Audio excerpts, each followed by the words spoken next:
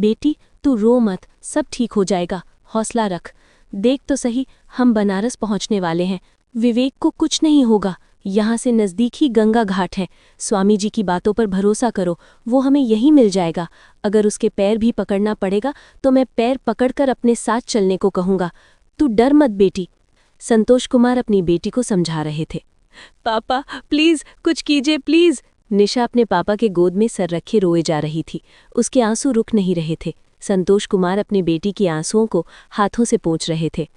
साहब, बनारस का घाट आ गया, अब किधर जाना है? चालक ने संतोष कुमार से पूछा। तुम यहीं गाड़ी को पार्क करो, मैं आता हूँ, संतोष कुमार ने कहा। वो गाड़ी के गेट खोल के बाहर निकलने लगे। रुकिए पापा, मैं भी आपके साथ चलूंगी। निशा भी गाड़ी से उतरने लगी। तुम यहीं रुको बेटी, तुम्हारा वहां जाना ठीक नहीं, मैं हूं ना, सब संभाल लूंगा, संतोष कुमार ने कहा। लेकिन निशा कहाँ मानने वाली थी। वो भी गाड़ी से निकल चुकी थी। अब वो दोनों तेजी से गंगा घाट की तरफ जा रहे थे। थोड़ी दूर जाने पे एक आदमी से संतोष कुमार ने पूछा, भाई ये मणिकर्णिका घाट किधर पड़ेगी? यहाँ से किधर मुड़ना होगा? आप इधर से सीधे जाओ, ललिता घाट के बगल में जो घाट है वही मणिकर्णिका कहलाता है। लेकिन वहां तो मुर्दों को जलाया जाता है, वहां क्या काम है भाई जी? उस आदमी ने आश्चर्य होकर पूछा। भाई वहां मछेंद्र नाथ से मिलना है, संतोष कुमार बोले। ठीक है भाई जी, लेकिन इनको मत ले जाओ, वहां इनको लेके जाना ठीक नहीं, बाकी तुम जानो। ऐसा वो बोल के वो आदमी उन लोगों को घूरते हुए आगे बढ़ गया। वो दोनों सीधे ललिता घाट पहुंचे। वहां घाट के बगल से तीर का निशान बनाकर मणिकर्णिका घाट जाने का रास्ता लिखा था। दोनों भागते हुए रास्ते की तरफ दौड़ने लगे। पहुंच के देखा कि सब ओर चिताएं जल रही थी। आसमान की तरफ सिर्फ धुआं उड़ रहे थे। कुछ अघोरी लोग चिताओं में लकड़ी डाल रहे, कुछ साधना पे बैठे हैं। सब ओर सिर्फ अघोरी ही दिख रहे थे। चिता भस्म, लंबे बाल, गले में नर मुंड, ललाट पे रक्त चंदन। कुछ ने तो वस्त्र भी नहीं पहने थे। सिर्फ मंत्रों का स्वर गूंज रहा था। कौन हो तुम लोग? इतनी रात क्या लेने आए हो यहाँ? चले जाओ यहाँ से, वरना अंजाम ठीक नहीं होगा। एक अघोरी जो कि ठीक उनके पीछे त्रिशूल लेके खड़ा था, जोर से चिल्लाकर बोला।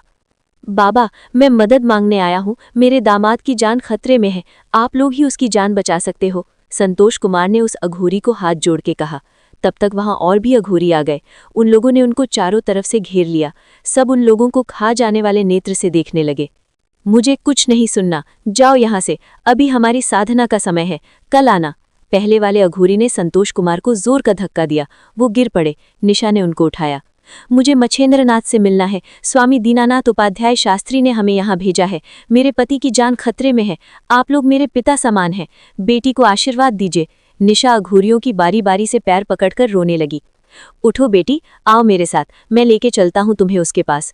उनमें से एक अघोरी ने उसे हाथों से उठाकर बोला। बाकी सभी अघोरी भी सब किनारे होकर उसके लिए रास्ता छोड़ दिया। अब वो अघोरी आगे आगे चल रहा था और निशा पीछे पीछे।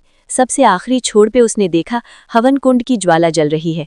एक अघोरी जोर जोर से मंत्र जाप कर रहा, लंबी जटाओं वाला, गले में रुद्राक्षों की माला पहने, शरीर पे काले वस्त्र, ललाट पे रक्त चंदन लगाए, मंत्र उच्चारण में लीन है। मछेंद्रनाथ, तुमसे कोई मिलने आया है, नेत्र खोलो, बेचारी दुखिया है, बहुत दूर से आस लगा के आई है, इसकी मदद करो, अघोरी ने उससे कहा। मैं किसी की मदद नहीं करता, इसको बोलो जा यहाँ से, अभी हमारी साधना का समय है, मछेंद्रनाथ गुस्से में बोला। ऐसा नहीं कहते, महादेव ने इसे यहाँ भेजा है, ऐसे कैसे चली जाएगी? तुम्हारी साधना खत्म हो जाएगी, लोगों का हमसे भरोसा उठ जाएगा, हट छोड़ो, उठो और इसकी मदद करो, अघोरी ने उसे कहा। अलख निरंजन, क्या काम है तुझे मुझसे, क्या चाहती है तू? मछेंद्रनाथ ने निशा से पूछा। स्वामी दीनानाथ ने आपका नाम लिया है, बोले कि आप ही मेरे पति की जान बचा सकते हैं। वो लखनऊ में आखिरी सांसें ले रहे हैं। उन्होंने हम लोगों को आपको वहां साथ ले जाने के लिए भेजा है। देर मत कीजिए, आपके पैर पड़ती हूँ, प्लीज चलिए हमारे साथ। स्वामी जी मेरे आदर्श हैं, उनकी बात मैं नहीं काट सकता। चलो, कहाँ चलना है? मछेंद्रनाथ त्रिशूल हाथ में लेते हुए बोला। निशा के पीछे पीछे वो चलने लगा। थोड़ी दूर में संतोष कुमार भी मिल गए। उसने भी मछेंद्रनाथ के पैर छुए और पीछे पीछे चलने लगा। सबसे आगे आगे मछेंद्रनाथ चल रहा था, पीछे निशा और उसके पीछे संतोष कुमार। तीनों गाड़ी के पास पहुंचे। चालक में गाड़ी स्टार्ट की। मछेंद्रनाथ आगे ड्राइवर के बगल में बैठा, पीछे सीट पे बाप बेटी बैठे। थोड़ी ही दूर गए होंगे कि गाड़ी के पीछे वाली टायर की हवा जोर से आवाज करके निकल गई। चालक बोलो, शायद टायर पंचर हो गई है, निकल कर देखता हूँ। मछेंद्रनाथ भी बाहर आ गया गाड़ी से। इधर निशा भी देखने को निकल आई। अभी तक मच्छेंद्रनाथ का चेहरा तक नहीं देखा था। तभी मच्छेंद्रनाथ जोर जोर से हंसने लगा, फिर बोला, तो ये बात है, जय भैरव, ठीक कर दे। उसने त्रिशूल से टायर को छुआ। टायर पहले जैसा हो गया। ये देखकर चालक भी हैरान हो गया। निशा उसका चेहरा देखना चाहती थी, तभी जोर की बिजली चमकी। उसको मच्छेंद्रनाथ का चेहरा दिख गया। उसकी आंखों पे विश्वास नहीं हो रहा था। तभी उसने मोबाइल का टॉर्च उसके चेहरे पे जला दिया।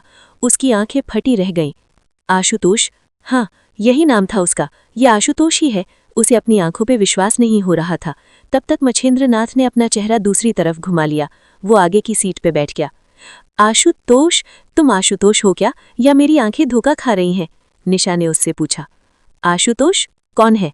मैं मच्छेंद्रनाथ हूँ, और हाँ, मुझे परेशान मत करो। मच्छेंद्रनाथ ने निशा को आगे वाली सीट से झल्लाकर जवाब दिया।